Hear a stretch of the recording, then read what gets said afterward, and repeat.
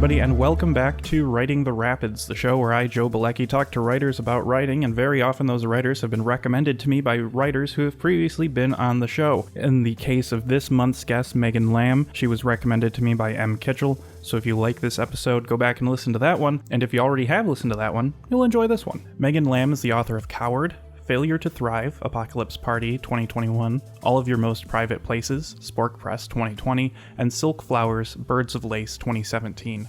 She served as the Philip Roth Writer-in-Residence at Bucknell University in 2018, and has led creative workshops at the University of Chicago, Eötvös-Loránd University in Hungary, Interlaken Center for the Arts, and Washington University in St. Louis. Her work has appeared in Quarterly West, Diagram, Rediver, and Passages North, among other publications, and she currently serves as the nonfiction editor of Nat Brut, a Whiting Award-winning journal of art and literature dedicated to advancing inclusivity in all creative fields. Before I get into my conversation with Meghan, I want to remind you that you can become a patron at patreon.com/noisemakerjoe. Everybody who donates $2 or more a month gets early access to all of these episodes. You can also give me a one-time donation at paypal.me/noisemakerjoe, or you can buy my book. It's called Tired, and it's on Amazon. Now, without further ado, let's get into my conversation with Meghan.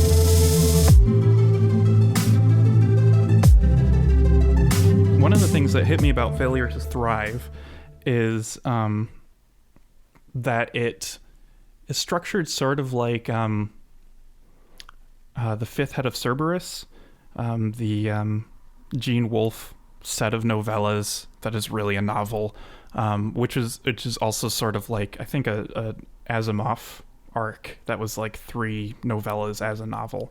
And this idea that it's all in the same town, and it's all these isolated lives that sort of crisscross and ultimately tell a bigger picture of people who have had their, like, not necessarily their lives, but like their potential or opportunity just kind of stolen from them, either by the town or by things that are like symptoms of the town. And it's like it's like this piece about a place, but also individual character studies. And I like that layering. Yeah, I really like the idea of different stuff in the book being like a symptom of the place. As I was in the latter stages of finishing up this book, well, I'll maybe get to the background of why I was where I was, and my background with the real place itself that Failure to Thrive is based on. But I was actually teaching a class on writing place with the University of Chicago. So it was, and a lot of the class revolved around how everything in a narrative is a symptom of place, or can be seen as a symptom of place in a sense. Like the perspectives that characters have, the things that they notice or don't notice, the things that change or don't change. And yeah, the whole arc is like based around perspectives that are kind of like cast in the ore of the place. But yeah, I love that phrase symptoms too, specifically because like part of what fascinated me about the place of the novel, or like the place that it's based on, is that like there's kind of like an environmental illness, or like an illness that pervades the atmosphere of the place that seems to like seep into the people who live there, particularly like the people who have lived there all their lives and have no designs on leaving, or the people who maybe want to leave but feel like they're stuck there. And yeah, I definitely, like, that's something that I've thought of in layers, and like had been thinking of like what that means in general in a place, even before I discovered the Pennsylvania coal region. But from my first visit to the area, I was just so like, there's just this atmosphere, like this like thickness to the atmosphere that really sits with you and like gets in your bones.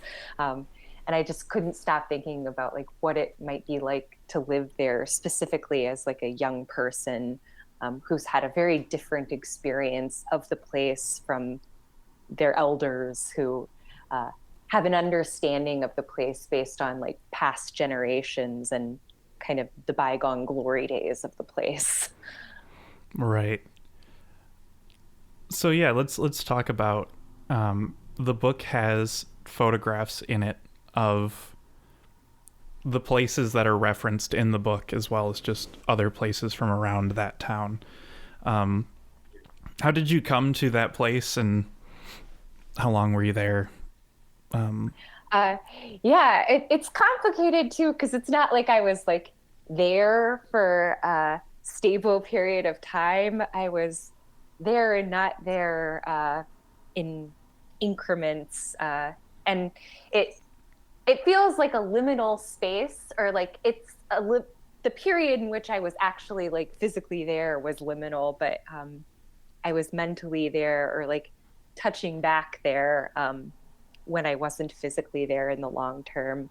Um, but I first came to the space, my soon to be ex-husband's family, not his like immediate family, but his mother's family is from the area. And he grew up visiting Pottsville and Cole Township, where his mother was from, and a couple other towns in the area. The town in the book is actually an amalgam of a number of towns that I visited on and off that either had some connection to his family history, or we just like drove through on the way to other places that he had some connection with that I in turn developed my own connection with. But so that was how, when we first got together, he drove me through kind of the towns that his family was from to just show them to me, or like give me a sense of them. And it was like late January, no, early February, not that it matters. But there was just like this thick snow over everything, and these mountains with like these bare, starved trees, and like these slag piles running up the mountains. And like a lot of the buildings are either from like the heyday of the towns in the 1880s, or like the 1950s and 60s, kind of like the last time when the coal industry was really like in its heyday. But there's all these like seafoam and like mint colored panels. There was something really striking about like seeing all of this like seafoam colored, like fading away siding and fixtures on the buildings amidst all this snow. And also all of these steeples of the Ukrainian and Lithuanian churches. I describe them a lot in the book, but they really do look like these strange golden and copper crowns, like rising up out of all of this snow and soot and just decay everywhere. But yeah, like there are a lot of things that are striking about the towns like this, but one of them is like a lot of them have graveyards that are going like all the way to the top of the mountain. And the towns will almost be like in little bowls, or like the graveyard will be like framing the town. So, and this is another thing that I describe in the book, but it looks like the graveyard is like sinking in or like threatening to collapse on the top of people who are still living there. And definitely, like, from my experience revisiting and revisiting that place, like, it felt like an apt visual metaphor for what probably feels like the sensation of living there. Um, but yeah, there are all these graveyards, and there are also all of these like white clapboard buildings that the coal trucks drive by, and there's just like this accumulation of soot all over them. Um, but it's another interesting thing about the towns is like if you look on them like from a height, like from the top of one of the mountains, or like as you're just driving through, um, they look almost like beautiful, like Thomas Kincaid type towns. Like uh, there's like um, there's a certain like yeah, they're beautiful towns from a distance, and like in a strange way up close, but like they look really pristine, like when you see the snow and you see like little bits of sea foam and just little bits of things from a distance. But when you get closer and closer, um, you see a lot of decay. You see this rusty trickle of a creek that the locals actually refer to as Shit Creek, that kind of like runs through everything. That's like a mix of all sorts of things, I guess, that are coloring it. But it's rusty at some points, and it's almost like neon orange at other points from some sort of like toxic runoff. Um, but there's the Shit Creek, and then there's all just like houses that have like eternally have like Christmas decorations on them from like the 1970s that are like rotting away. Um, it, but like just things like that. And there are also so the cover of the book with this sign comes from these signs that are on a lot of the houses in the towns. It's actually like a signal to first responders. There's so much asbestos, like there's so much like toxic material in this house. If it starts burning down, don't go inside, just let it burn. And some towns have more of these than others, but like Shamokin, Pennsylvania is like just filled with these signs. It's also filled with signs, which I also reference in the book, that say danger, oxygen use, kind of signaling like there are a lot of sick people inside these houses. But yeah, but yeah, oh, and you asked about how I came to live there, or how long I lived there. So my ex-husband's mother lived not in the coal region, but in Palmyra, Pennsylvania, which is like a 40-ish minute drive from the coal region. And a number of times when we'd be staying with her, like we just go visit just to take photos. He was a photographer and filmmaker. And I'm, as you can see from the end of the book, more of an amateur photographer and filmmaker. I'll maybe talk about those photos more specifically in a minute. But yeah, so it started out like we were just kind of like visiting the place out of curiosity and for various creative projects. And then after my MFA program in 2018, I got the Philip Roth residency. I had already started working on the project of Failure to Thrive, or at least the first part, not quite knowing what it would bring, or if it was going to be just all Emily, Olivia, and David's story, or if I was going to incorporate other stories of people in the town that's an amalgam of various coal towns. But I got the Philip Roth writing residency at Bucknell University, which is like kind of just on the fringes of the coal region.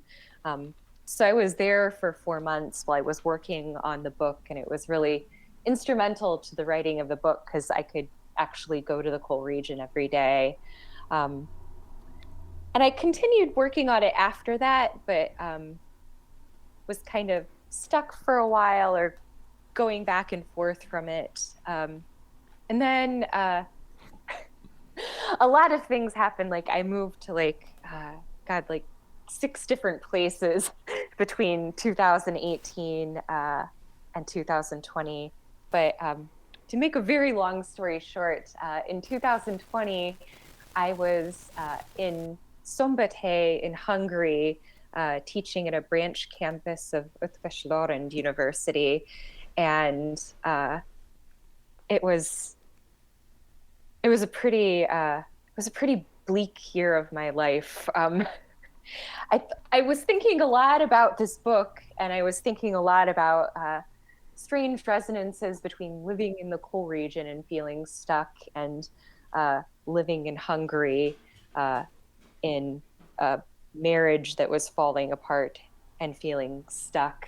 And then the pandemic happened, and I was literally afraid that I would be stuck in Hungary as Viktor Orban declared indefinite rule by decree. And we were kind of afraid that Hungary was becoming a dictatorship and we really needed to go back to the US. But after we went back to the US and I was quarantining in this weird little house in Michigan that my parents had recently bought. I'd actually never seen it before, but we needed someplace to quarantine. We had planned to be in Europe for another year or possibly longer, so we didn't have any plans for moving back to the US. So we just kind of had to make this emergency quarantine in this house that my parents owned that I had never seen before. They just met us at the airport in Chicago and handed off the keys, and we drove there, and we kind of like got into this house, and we felt like weird squatters for the couple of months that we were there, like figuring out the next steps. A lot of other things happened. I don't know if there's even like a succinct way to explain like what transpired after that, but I left my husband and for lack of better place to move back to, we'd been talking about possibly moving to the coal region to work on various projects and for me to finish my book. So I moved back to Lewisburg, Pennsylvania, where Bucknell is located, and just continued to finish the book there. Kind of, in a way, picking up where I left off, but in a very different situation with a very different perspective. And that kind of informed the third section, too, where there's a lot of stuff going on, but kind of that uncanniness of going back to a place that you never necessarily had any plans to go back to, but for whatever reason, you're kind of like forced back into it. And everything's the same, but also like at the same time, totally transformed in your imagination because you have been elsewhere and you're kind of like going back to that place and seeing it in a new light. But yeah, I just gave you a lot of convoluted information. I don't know if I answered your question in full because there are a lot of like layers and sub-territories of that question, but I'll maybe leave it to you like what else you're curious about from that. Absolutely. Yeah, it was a good answer.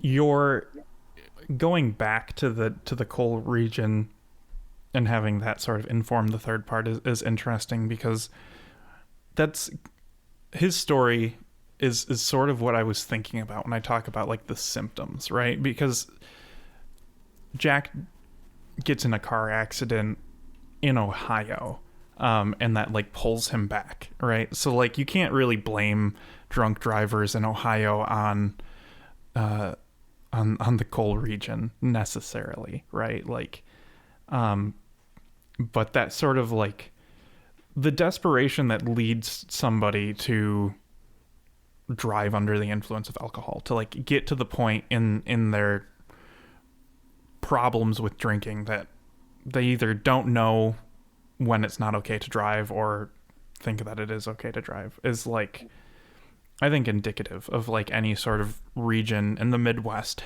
has cells of that kind of dotting around, especially in Michigan and Ohio. And how there's something poetic to me about like the idea of a coal mine or a coal pit, and how it just kind of like sucks people and things back into it. I think about like Emile Zola's Germinal, and how like the coal mine is like the source of a lot of problems, but also like not directly. Like the people who own the coal mine are the source of problems that make the coal mine itself represent problems. And something I think is mirrored in Jack's and Olivia's experience, how they're these two people who like don't even really know what's going on anymore, that I really like to read. I really like to read those kinds of characters that like live in a world that is recognizable to me but is unrecognizable to them, or unable to be recognizable for whatever reason. And how like it's not deliberately said that the failure to thrive that Olivia suffers from is necessarily coal related, but for somebody like me, it's quite easy to immediately blame it on, like, oh yeah, that's almost certainly something ecological, or at least the symptom of like the town dying so that David and Emily can't get a hold of the care that is needed prenatally and then postnatally. Yeah, definitely. And that's definitely part of how I hoped it would be read, as like a symptom of the place, like where the failure to thrive, like internally of the people who live in the place, mirrors and is like kind of a seepage of the failure to thrive of the place itself. The failure to kind of like resurrect itself with the dying of the town's industry and various industries. And that was something that I really wanted to come across in the book too, is that it wasn't just the coal in that area. There was a thriving textile industry, and even Shamokin, Pennsylvania, like Edison. I believe it was actually the first town in Pennsylvania that Edison installed electric light in. But like these places have, and that's part of why there are such beautiful old resplendent buildings in these places, is they used to be thriving places, and now they are failing to thrive. And yeah, I'm glad that was the sensation that you had. Yeah. I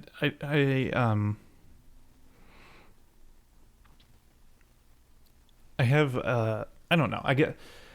I keep thinking of the memes that like make fun of the people who blame everything on capitalism, and so I try to think beyond that. But all I can think about is like, yeah, those places were awesome, and great places to live at one point in time, and then industry just decided it was done with those places and moved away. The Seafoam Green especially. I watch a YouTube channel called The Proper People, and they go to abandoned buildings and abandoned theme parks and things like that, abandoned power plants they really like, and they go into these abandoned power plants from the 20s, 30s, 40s, 50s, and like these giant generators are just painted seafoam green, or they go to abandoned hospitals or mental facilities, and everything is this calming green. And the fact that nothing is that color anymore, unless it's specifically a callback to that time, is like makes that color, which is this very soothing and at one time probably considered a neutral color, to mean something very opposite. And the fact that like Art Deco or streamlined modern architecture now represents decay as opposed to opulence is wild to me. Like very, very hard to grip. And I think the use of color in the book is just kind of useful in that way, especially in the first part where Olivia is thinking about all the different kinds of colors that the sky is.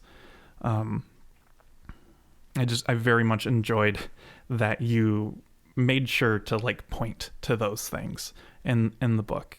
Resonated with me quite hard.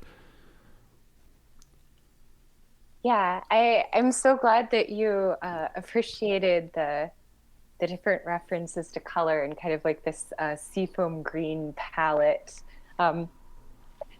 Way back when I was in my MFA workshop and people were reading early pages of this first part of the novel.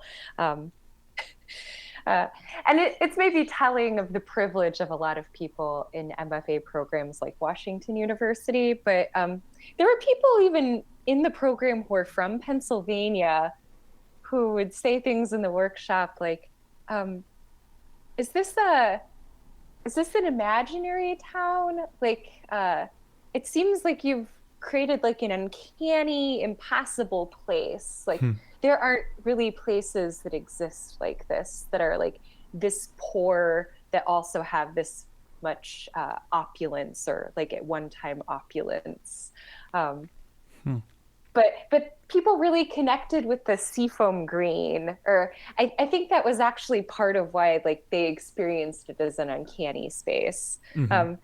Which is hard because like I wanted it to feel a bit uncanny, or like this layered uncanniness. I definitely felt a certain uncanniness myself with the seafoam green, but I also very much wanted people to feel like this was a real place, or a mix of real places, a potentially real place.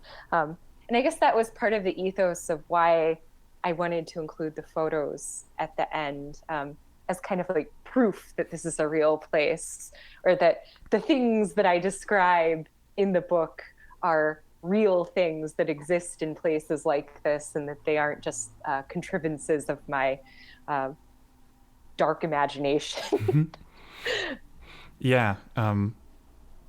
I know you were on Wake Island Pod, and I mean, David Rice deals with the uncanny an awful lot, and I think that, and I'm not one who spends an awful lot of time in like the seedier places of impoverished America myself, so I can't speak from too much of a position of like snark or enlightened superiority over those types of people, but like there is something to that, where if you walk around places that are poor, or even places that are just like rural and old, there is an element of like, how is this like this? Like it doesn't make sense that like, why are there these old rundown bars right next to Dow Gardens?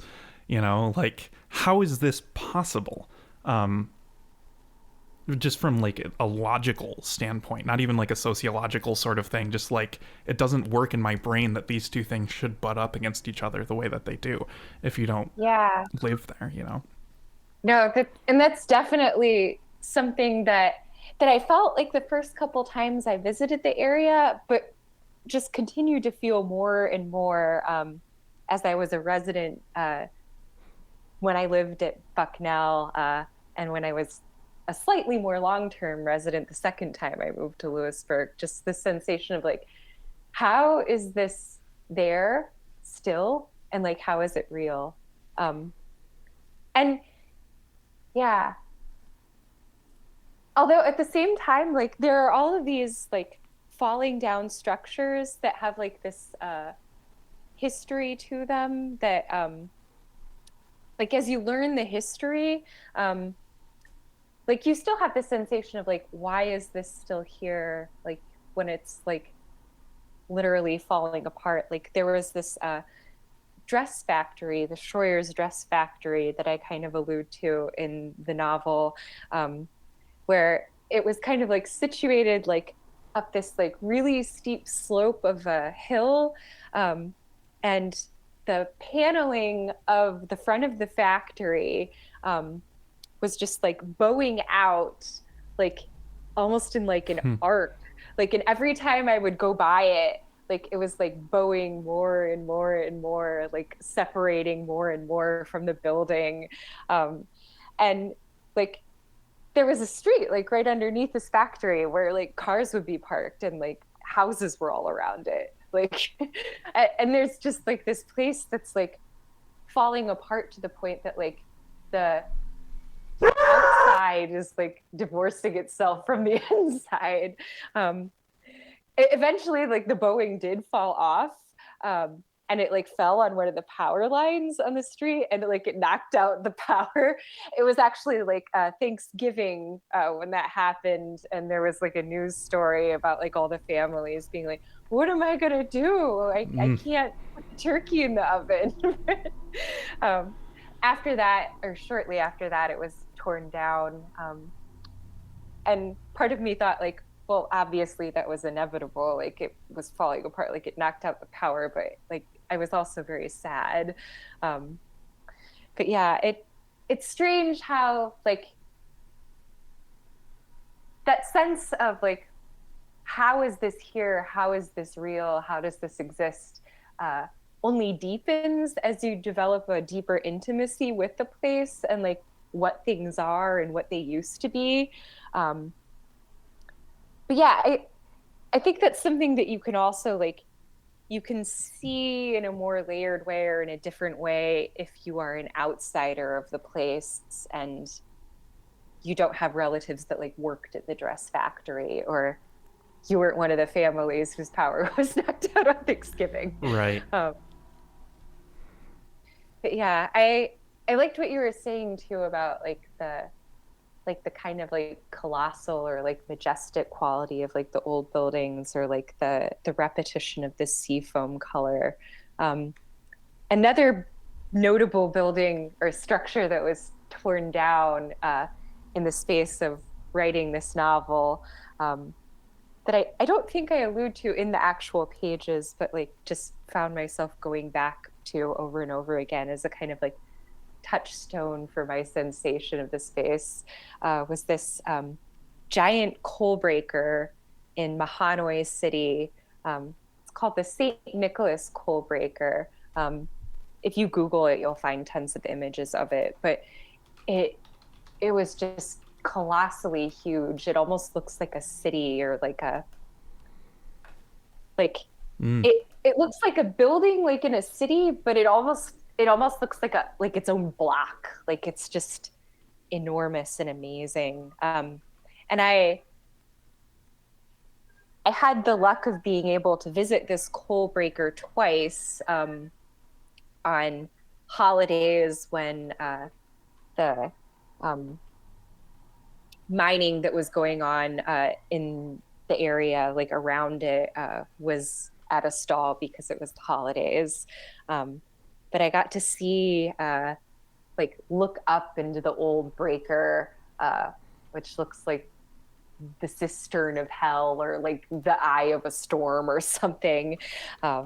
And like I got to see, like, it was really eerie, actually. There's still like workman boots and stuff, like detritus of people who worked there, like scattered around the place, like literally like sticking out of the muck. And there were these time punch cards from workers like back in the 60s and the 50s that like still had the dates and like names and everything on them. And they were just like scattered around in the muck and the snow and whatever all else was in the sludge in there. Um, but yeah, I definitely recommend looking up the St. Nicholas Coal Breaker if you have a fascination with the detritus. On the second time we went there, we actually got to see, like, it was torn down very gradually, I guess, as is often the case with something that huge that maybe they don't have the money to pull down all at once. But the second time we went there, the whole structure was like kind of leaning to its side, and there were these like huge tangles of metal like all around it. Like the tangles of what it once was were like slowly consuming the structure as a whole. It was really incredible.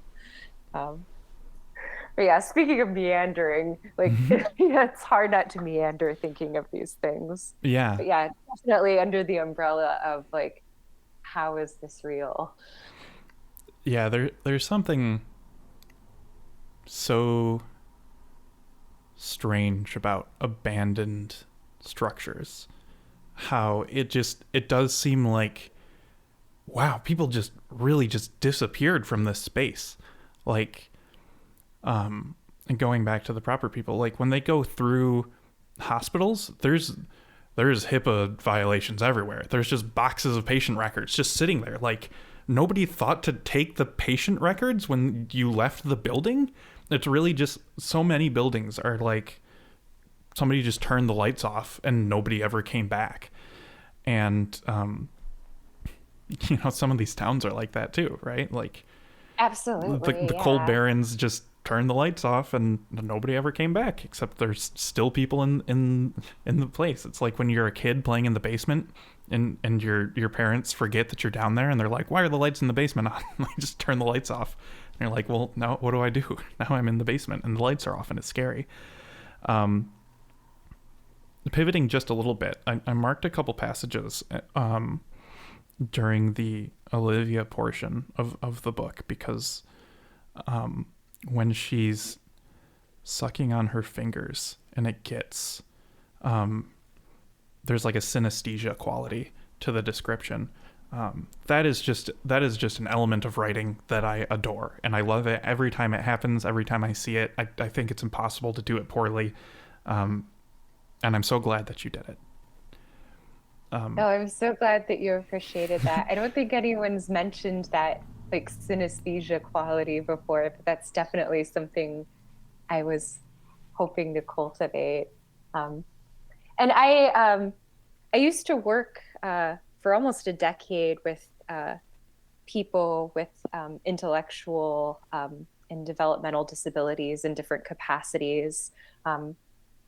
I worked in a number of different group homes in a bunch of different places, and I was a vocational counselor and a vocational and day program director for a while. But the sucking on the hand, like that particular tick, was based on a kid in one of the group homes that I used to work at, who, like,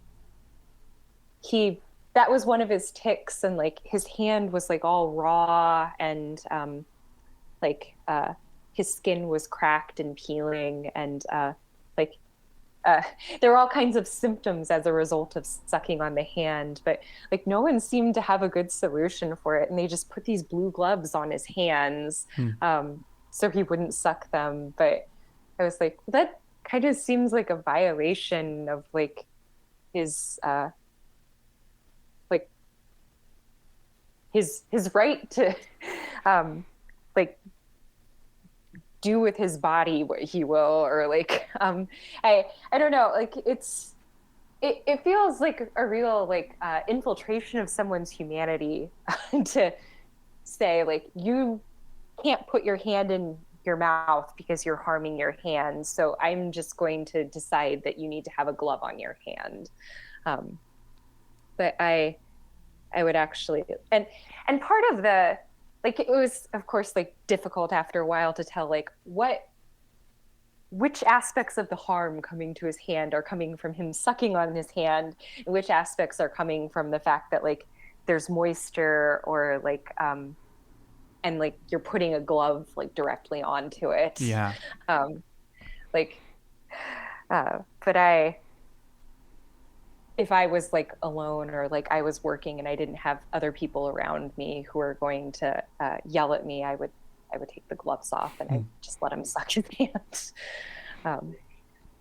But yeah, I think tics like that are really interesting, and particularly the way we pay attention to things that people with disabilities do that are also things that we maybe do, or like we do a version of this like kind of self-soothing behavior or repetitive bodily behavior ourselves. But it's like magnified, or I think a lot of the times when people respond like by just putting the blue glove on the hand or like saying like, don't do that, you're harming yourself, like how much of that is like concern for the person and how much of that is like some weird projection of like, this is something I do, or this is something that's inside of me that I'm seeing magnified in this other person and I don't want to look at it, it's making me uncomfortable. Right, yeah, like it seems strange to just stop the self-soothing rather than trying to work to redirect it to something more constructive or less destructive. I don't know, that seems obvious to me, but I don't know, you know, I don't know how those places work. I don't know how overburdened everybody who works there is, and I can imagine getting to a point where you're just trying to stop bad things from happening rather than trying to fix problems because of a whole host of reasons. And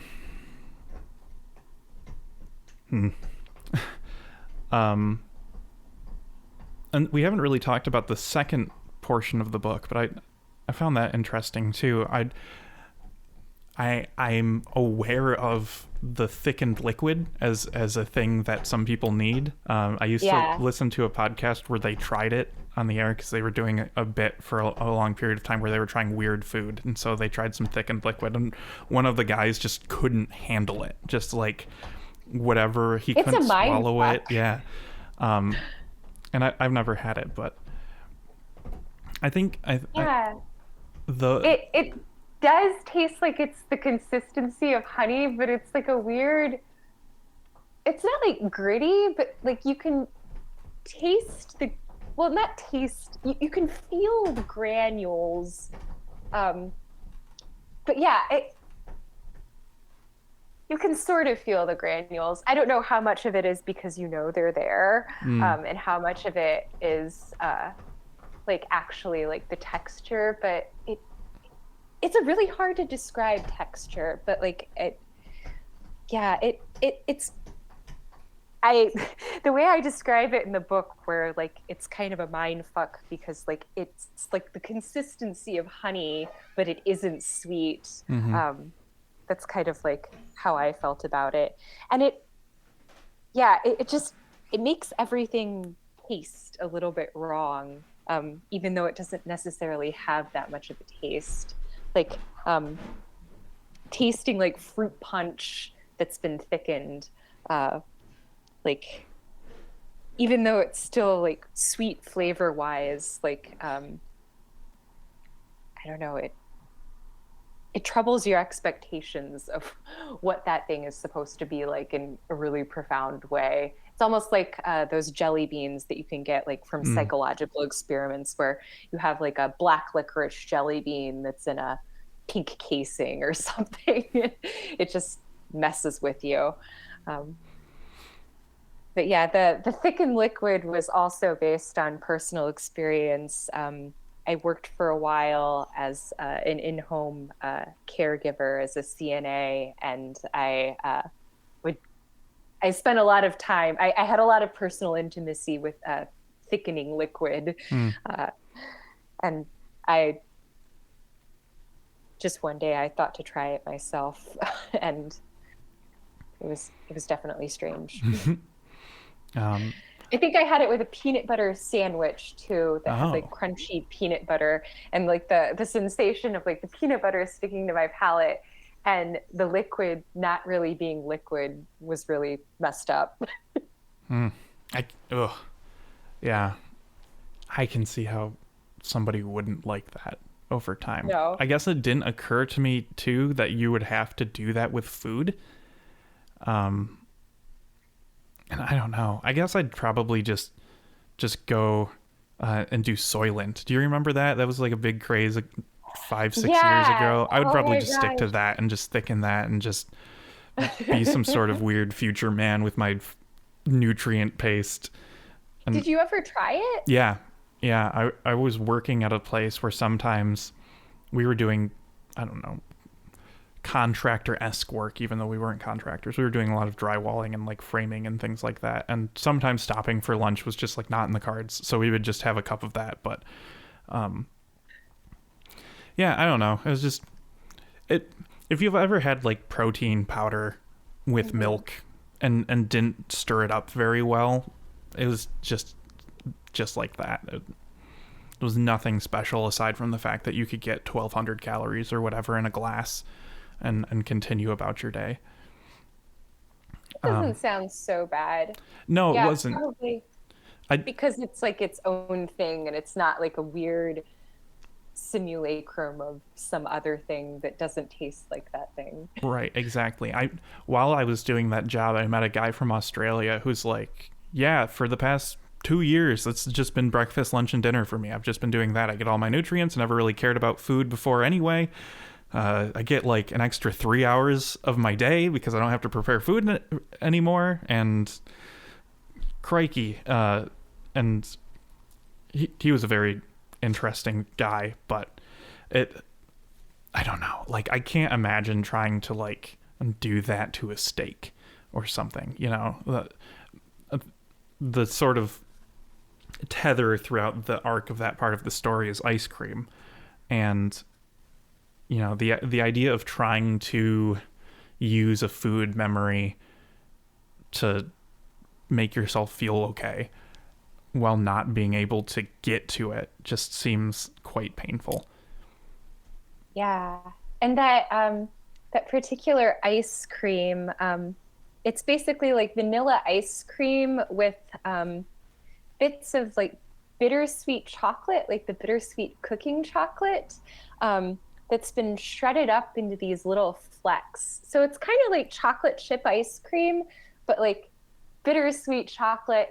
And the flecks are like almost like when you have like a really fine grated like cheese grater and like it's almost like little like teensy bits of Parmesan. Like it's those kind of teensy bits of bittersweet chocolate blended in vanilla.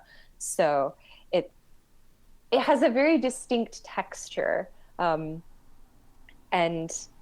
like I can only imagine like what a disappointment it would be to like crave like that particular flavor of like the bitterness and the sweetness and like not be able to like taste like the texture of the little flecks because you have to like blend it all together.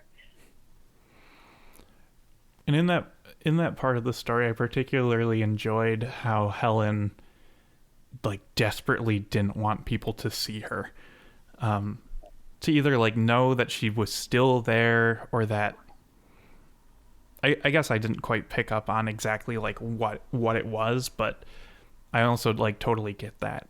Like if I was walking around my hometown and saw somebody I knew from high school, I would definitely like duck behind the nearest shelf if I was in the grocery store or something.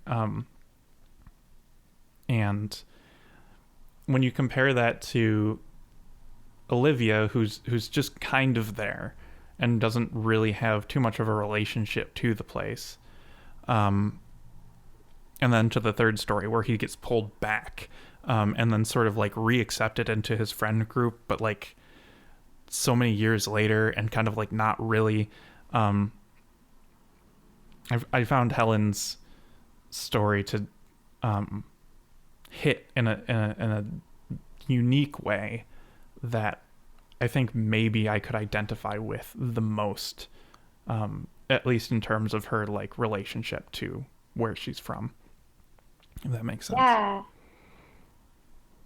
I can't remember at some point when I was living at Bucknell, I read this Dorothy Allison essay on place that I ended up teaching from in my writing place class with University of Chicago. But um, in the essay, she talks about place as not just being like setting or like wallpapering of a place, but the whole your perception of how you fit into the place and how the place observes you or ignores you. Like, does the place notice you, or do you feel noticed? Hmm. Do you want to feel noticed, or do you feel uncomfortable with the idea of being noticed? And that idea of being noticed by the place, or like having an awareness of being noticed, was something that I thought about a lot when I was writing that section in particular. And definitely in their own individual ways, all of the different sections. But I'm really glad that that's a tension that resonated with you, because that was definitely, I would say, of all of the characters in the different sections, I aligned with her most closely as well. And yeah, like the thing, or like kind of part of the reason she doesn't want to be noticed is it's very beneath the surface, like insinuated that she used to have like an addiction to the opioids that she would give to her clients while she was working as a caregiver, and that's part of the reason she was fired. But it happened like so long ago in the distant past, and she's kind of like used that as an excuse, or maybe not necessarily an excuse, but like she's been kind of hiding behind her own shame related to that. And maybe like there were some other things going on with her personality, or like how she saw herself within the place, how the place noticed her, that her long ago addiction, or like her hiding from that, was kind of just like a scrim for those other things. And I kind of wanted there to be that sensation. So the fact that you didn't necessarily know why, or didn't notice why, was almost like fitting in its way. Yeah, successful. Yeah, I guess I can see the hints now. Um, But yeah, I think that's definitely. I didn't want anything in the book to be like an allegory or like a metaphor for something, but I think in a lot of ways, her relationship with her own previous addiction kind of mirrors the ways a lot of people in these towns perceive like the issue of opioid addiction, or the presence of addiction. I think there's maybe even, it could be said to be like a certain tendency to, like when people don't want to look at the decay of the towns in other ways, or like they want to like acknowledge like things are different than they used to be, but they don't want to think like, oh, this isn't something that we can come back from. This is like the product of industry in the area dying, and like no one having jobs, or no one having potential for certain kinds of a future. I think people have a tendency to like blame the decay on the drugs, or like blame the change on the drugs. The drugs themselves are kind of like a scrim for other deeper illnesses, I think. And it's interesting too, like a lot of the doctors in the area, and like I even like saw some news stories, or some stories percolating through the news while I was at Bucknell. There was a doctor, I think in Mount Carmel, who was arrested, or for like, and like a lot of people said he was like really like genuinely like well intended. Like he was over prescribing opioids and like people were becoming addicted to them, but he had a lot of clients that genuinely needed them, and like yeah, it's a very fine line, I think, between like things that you take for illness and things that you take to self-medicate for some deeper illness, and that all comes back to the deeper illness of the place itself. But yeah, I think there's definitely, I didn't want her section or like anything going on with her former addiction in the section to be like an allegory for how the towns deal with the overlapping issues of illness and addiction. But I think there's definitely something to be said for that tendency to like turn away or and also like hide behind it simultaneously in a weird way. Yeah, like little kids will ask why incessantly until you get to like, well, the universe exists because what else would there be, I guess, as to like, why are shovels shaped like that? And you get there, right? And I feel like we would do well as a people to do more of that incessant why asking, right? Because why is the town dying? Because of drugs. And it's like, okay, well, that's not a bad answer. Certainly, if people are addicted to drugs, they're probably not doing their jobs very well, or maybe they don't have jobs. And if they don't have jobs or aren't doing their jobs very well, then they're probably stealing to get food because they can't afford it, or stealing to have things to sell to get drugs or whatever. But like, not going beyond, but why are there drugs? Why are people doing drugs? Is preventing us from finding the answer to that, and then helping people not get on drugs in the first place. Right? If people are like, the COVID pandemic is very kind of useful for that, right? Because it's like, well, opioid deaths are going up. Why is that? Well, because people felt hopeless in the depths of the early 2020s because of COVID. It's like, great. Like, let's move beyond that, or at least use that to apply to like, oh, maybe people outside of a pandemic are turning to drugs because they feel hopeless. And, just because we don't have an easy answer to why do people feel hopeless is, something that people who are in power should consider. As the Soviet Union national anthem starts playing in the back of my head. And so I think it's useful in the book that like, we don't really get to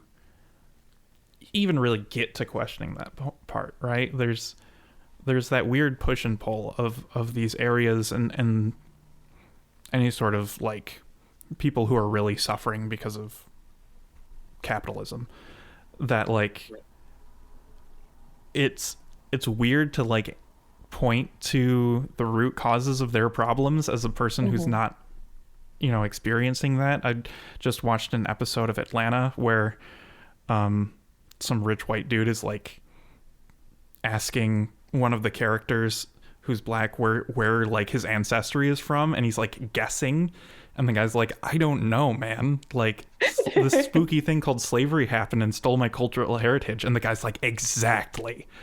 And it's like such an uncomfortable exchange that it's hard for me. I know that episode. Is it the one with the party? Yeah, it's the Juneteenth episode. It hurts so bad. Show. It's really good. There's a lot of those moments where I personally am like feeling very uncomfortable. It's like, oh, I'm closer to that character than I'd like to be. And I feel like, with something like Coal Country, like I'm kind of like that too. Like, I can listen to Panopticon all I want, but I still don't actually understand. I can listen to all the old Union songs I want, but I'm like, it's really presumptive of me to be like, you know, if you guys would just vote Green Party, things would be a lot better for you. If Howie Hawkins had won the presidential election in 2020, we wouldn't even be having this discussion. Well, and I think part of the uncomfortable, unfortunate reality is that you want to have a prescribed solution or like something that's going to like save these areas. And people who live there certainly would like that too, but I don't think there is one. I don't think there's anything that's going to save them. So yeah, as an outsider, that's particularly unsettling. While I was at Bucknell, I actually went on this. It's like a bus trip where they have students from a couple different departments and teachers from a couple different departments that kind of gather together a couple times a year, and they take them through the coal region on kind of like a blended like sociology, architecture, history, like a lot of overlapping different departments, and kind of like use this tour as like an illustration of different things that they're talking about in the class. And there's one guy from like it's like a department within a department within a department, like nesting doll situation. But it was like a department of place studies, or like the class has something to do with place studies. But he,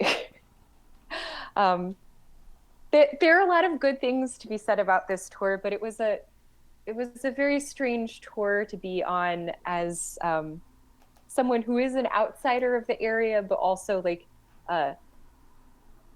had an intimacy or like knew certain things about the area that were not being represented in the tour, or were being distorted, or were just plain inaccurate. And then just like hearing some of the weird conversation, or like the processing of what they were seeing and hearing going on with students that were in this group. There was this really uncomfortable moment where we were in Sunbury, which is kind of like the town where the coal region kind of starts if you're driving there from Lewisburg. And we were on the street outside of the courthouse, which is this beautiful 1880s Italianate building, like kind of in the center of town.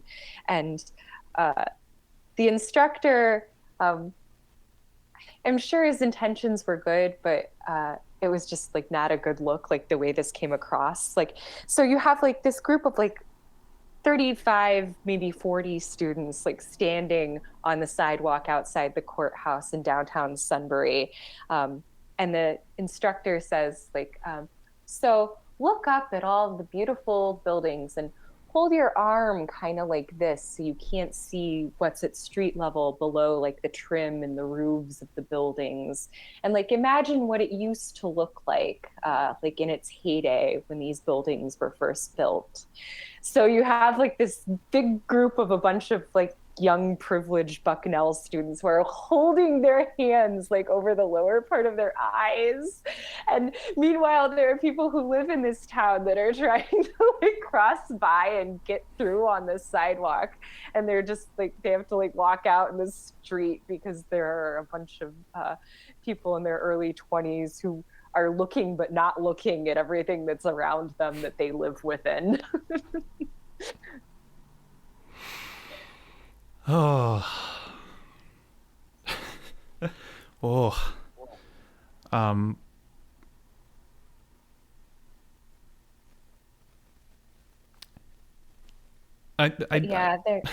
It's just, it's so funny to me that I can't stop picturing it. I have to knock it out of my brain. I think there's a thing with like the well-intentioned people, the well-intentioned liberal or leftist people who like to kind of go around to oppressed peoples of any stripe and kind of shake them by the shoulders and say, tell me how to save you. And Oh yeah, and that was the thing that I forgot that I was building up to that I Oh, yeah, go forgot in ahead. the course of telling this story. Mhm. So at the end of the tour, uh, there was some kind of elder. I don't remember what his actual job title was, but he was someone affiliated with. Well, I think he was affiliated with the Catholic Church in Mount Carmel, but he also ran like a volunteer program between like the city of Mount Carmel and Bucknell students, um, where he was kind of like they work on different like community building projects, like they plant flowers, they clean up areas and whatnot. But he gave like this impassioned speech basically where he was like, um, it's easy to turn away from an area because of perceptions you have of like the illness or the addiction or like um, the decay that you see around you. But there's an evil in turning away. Um, and it was just like this impassioned plea, like, you're from Bucknell. I know you're going to be moving on with your life in 3 years, but please help us. Use your Bucknell resources or whatever you're getting over there and pour a little of that our way. um, and like, so you're hearing this impassioned plea as people are eating their sandwiches in the basement of the church, and then after the lunch and after the impassioned plea, you hear the students like filing out, and the church bells ring, and one of them says, "Oh, this reminds me of the ski trip that I took in Switzerland last fall." These kids are not going to be helping you. Oh, I mean, maybe some of them will. Maybe that's a little unfair, but yeah, it's hard to hear that. It's hard to process those kinds of layers of cognitive dissonance when you're not quite sure where you fit into the equation yourself. yeah, I agree. Um, I like that phrase. There's an evil in turning away. Be- No, I thought it was really striking too. because I think, especially in this corner of the writing world, Apocalypse Party, Inside the Castle, kind of at all, there is a taste for and a thirst for dark, edgy, grimy stuff. And I think sometimes it's worth it to like question like what are we really looking at? Like, you know, as overused as the opening scene of Blue Velvet is as an image to conjure up is now, like, I wonder if many of us are only looking at the last part of that scene, right? Where it's just Mm-hmm. termites in the lawn and not the beginning of it and the whole camera movement as a whole thing, right? Like, I think one of the things that I found successful about your book is that it fits in this corner, right? Like it is at home in the Apocalypse Party roster, but doesn't like really revel in the gutter, right? Like the now that I've said gutter like twice, I'm thinking of like the noir genre and like the best noir stories are the ones that have their characters in there but isn't like about the gutter, if that makes sense, you know? Like Yeah. I think it's worth it to write so-called transgressive or edgy or outsider literature, and certainly I have enough of it on my shelves and have written it myself, but like I think your book could be and is for me a good like recentering of, you know, why are we fascinated with skulls on our t-shirts or whatever, you know. Yeah,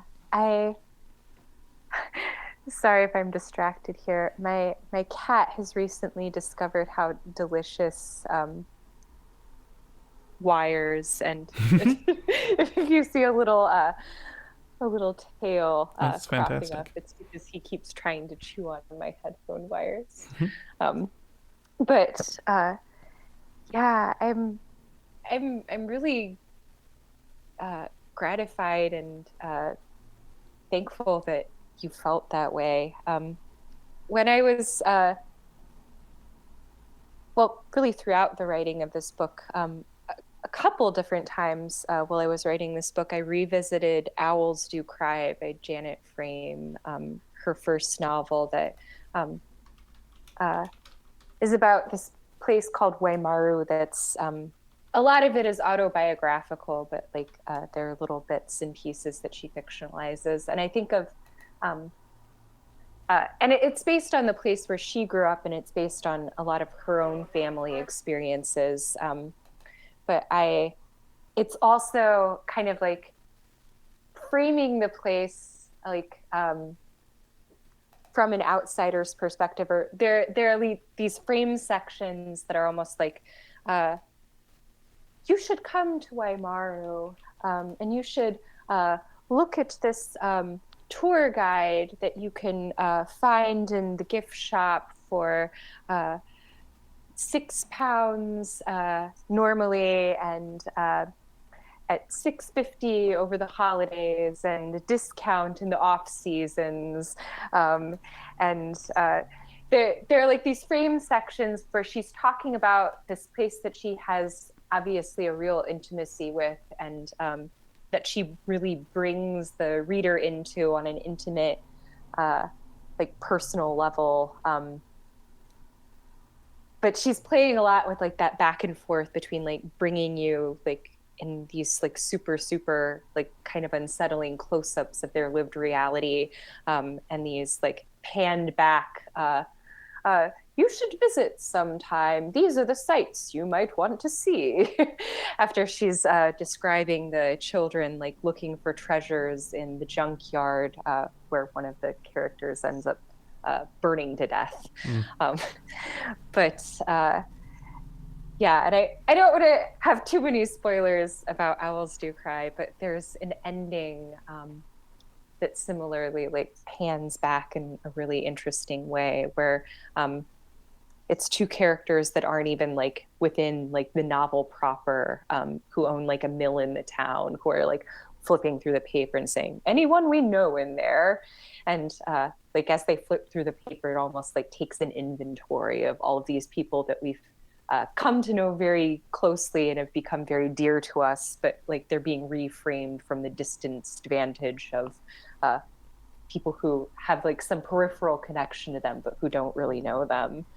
But I think like reading or rereading that book is part of what inspired, in a way, like the idea of the frame sections, of the different places that are kind of like decaying structures in and around this town that is an amalgam of different actual towns. But like it's a way of like seeing what people see, but from the vantage of an outsider, like taking an honest inventory of my own like outsiderliness, like constructing the book itself, if that makes sense. And I definitely had those frame sections of Owls Do Cry in mind. And I think those frame sections are also kind of an interesting way of like helping you feel the tragedy of the book, or helping you feel pathos with the characters, and not necessarily like stepping back when it becomes too overwhelming, but like I think they're a vehicle through which to both process what they're going through in the book from a distance, but also like kind of process like what these little microcosms of lived experience, not what they mean in terms of the whole, but like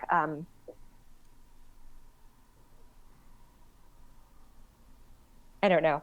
I guess in the course of talking now, I was hoping I would have something profound to say about that back and forth, aside from it's interesting, like seeing people's lived realities from those different vantages. I don't necessarily know that I've come up with a great thesis for what that does, but yeah, it's definitely a sensation that I was hoping to replicate, and definitely I was hoping to replicate it from the standpoint of like experiencing the tragedy in layers and from different levels and vantages.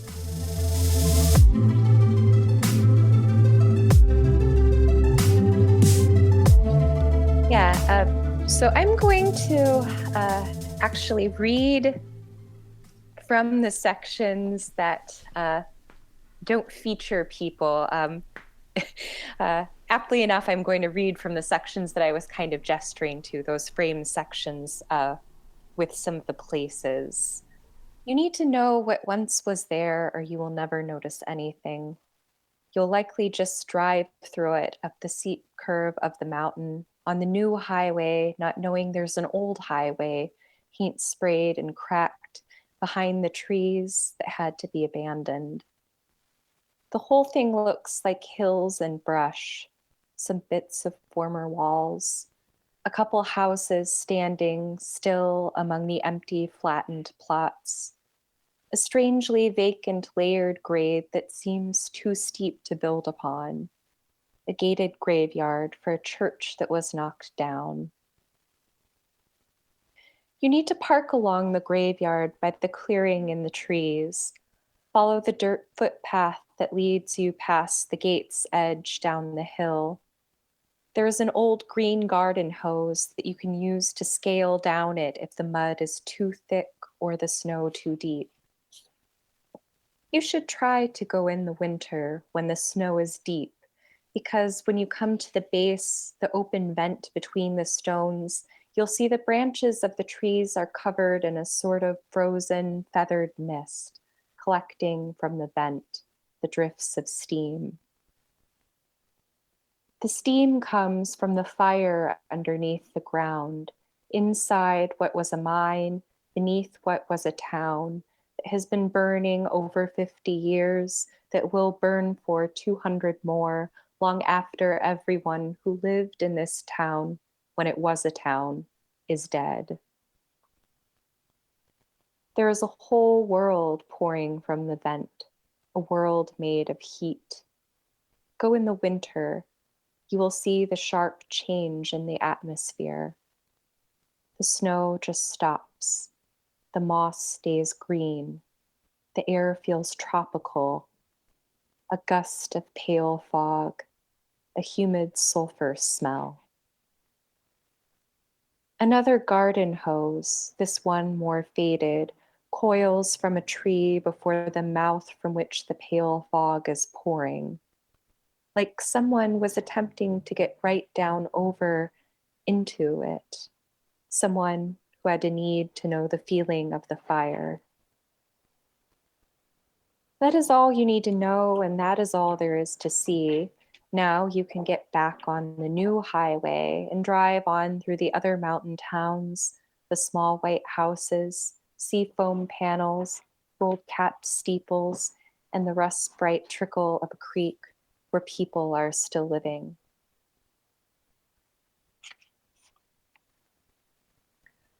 Like all the buildings in this town, the old high school has been many things. Before it was a school, it was a hospital. During the year of Spanish flu, they set up rows of metal beds in what would be the classrooms and the auditorium. Can you imagine? Lying in a bed inside the not yet finished future school, inside a line of coughing sheeted forms, your neighbors, relatives, as nurses milled around in masked faces, as men came in with cots to cart the covered forms away. And as the buildings changed, so did its purpose.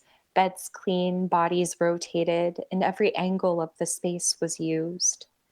And as afflicted residents surrendered to the flu, The basement of the high school hospital became the morgue. And as they used to say, time marched on, so the beds were shuffled out, the floors were swept, the necessary desks and chairs installed, chalkboards and benches, skinny bathroom stalls, a pool, a piano, and a grand stage framed in velvet drapes, carved wood, and milk glass lamps. The now decaying former school is a little bit of everything, a site for AA meetings, photo shoots, and school plays. The auditorium is staged with props from Phantom of the Opera, candelabras dripped with wax, a family tomb. Most of the props are real remnants that come with the scenery. The grand piano with its now thick coat of dust, sitting before the stage. The filtered greenish light, so filled with expectation. Something in the rafters, strange, sad calls, the fluttering of wings. The man who owns the building leads you on a tour, showing the front rooms where he's reinstalled electric lighting, replaced all the panel glass. Although, of course, he has to keep replacing it whenever people in the town throw bricks and stones. He walks the hallways of uprooted boards, paint flecks and ashy pastel piles, opening the doors to classrooms filled with moss and dripping ceilings. Here's a chalkboard labeled Mrs. Cuff. She's still alive, the owner says, a desk strewn with report cards, which, he says, people still ask for. There's a tiny alcove room, a little metal frame that you must duck under and almost crawl into to enter. The room is empty, but the owner says when he first found it, there were pillows, folded bedding, and a child's crib. There is the basement level with a gym, the former morgue, which used to be piled ceiling high with garbage, says the owner. There is the half-tile, half-dirt swimming pool, dark closets filled with boxes, bags, all storage, he says, for evicted residents. There's the sound of an old scratchy mewling coming from a closet room that he has set up with a litter box, soft blankets, heating lamps. A bony, matted cat walks toward you in a wavy line, collapses in a wet mound, purring, drooling down his chest. That's Sam, the owner says, almost 18. He had a few too many accidents back at the house, so he lives here. You stroke Sam's chin. He quivers, sneezes slime. You get a slick palm, which you wipe along the wall. Open the window on the 6th floor of this high-rise. Open the window, air the smoke that is collected in this room. The old perfumes of newly polished floors, the hiss of fountain soda, vespers, whispers, fresh paint, velveteen, clean carpet, amber incense, the old perfumes of all these old interiors, you know the ones I mean, the shuttered memories, the sacred spaces of this town, shuttered away from dust, shuttered away from lonely cold, shuttered away from mists of bodies milling quietly, submissively. I know, you know already. Everybody does. They tell these stories all the time, for years, for generations, all their soil souls swept, coal stains bleached and rinsed, hands cupped around their mouths, so dutifully, hands clasped in their steepled silence, shuddering themselves away from secreted secretions, pills and needles, hills of tainted tissue, tubes of oxygen, the sacred spaces of this town, the marble floors, the molded iron banisters, these grand spaces designed as pristine shelters, echo chambers of their wealth, their own well-being, as reminders of their ownership. Who owns them now, these memories, these shuttered sacred spaces? not the ones burned down, the ones that live behind closed curtains, halls of objects, images encased in glass, in photo albums, boxes, coffins, memories, the underground hiss, hums of expectation, ears trained, eyes dilated in the dark, eyes widened, so deep here in the layered thick, so deep here in the illness of anticipation, all hushed and waiting for the lights to rise. You need to know who once was there, in that house up there off the gravel sliver road, in that now empty house just downhill from the high rise, in that house listed for $6,000 auctioned off online, bought by some stranger in some city, sight unseen. You park along the clearing where the road turns red. You follow, as you've been told to, the dirt path through the trees beside the graveyard. You use the garden hose to scale down the hill toward the open vent between the stones, discarded trash, graffiti. You come expecting something terrifying and colossal, boiling toxic geysers, hot steam, glows of underground destruction. You come expecting evidence, some explanation, some summation of the sinking in, the strange decay. You get a hill. You get a no trespassing sign. You get a hole inside the ground. You get the faintest traces of that fabled steam. You get the faintest signs of it, the slow burning, the legendary 200-year fire. You are disappointed.